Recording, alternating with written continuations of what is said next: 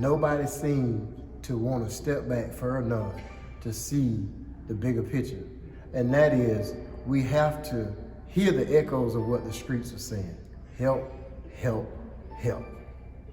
While the guy spoke about Lake Bottom, that's a reality every day for some people. So how could you say, hey, it needs to stop because now it's in this area? It's been needed to stop.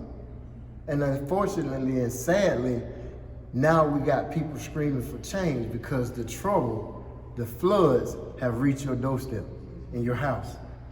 So when I say our leaders are fighting and our children are dying, I say that because it seems as if people are more concerned with the fact that we got a black chief, more concerned with the fact that this organization got this much money, more concerned that the Metro bus station is rolling out solar-powered go-karts than, hey, we got a 5-year-old that got shot, which is her relative. Her nephew that got shot in the eye. Yes.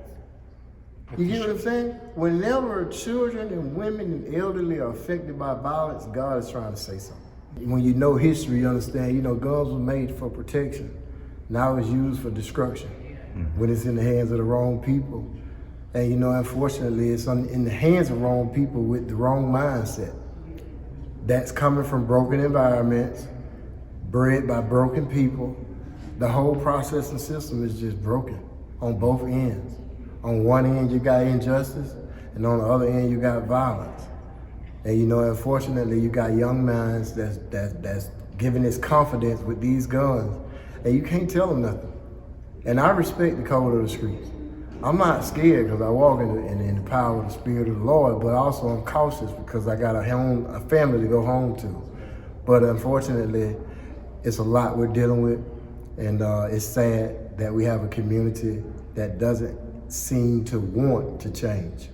And the thing about Columbus is we're focusing so much energy, and when you look on the south side, you got this border, the Macon Road, the belt.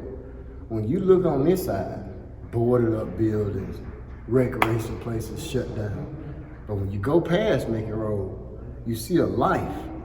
Yeah. Right? And who's responsible for bringing resources to the areas that they need to be in? Our leaders.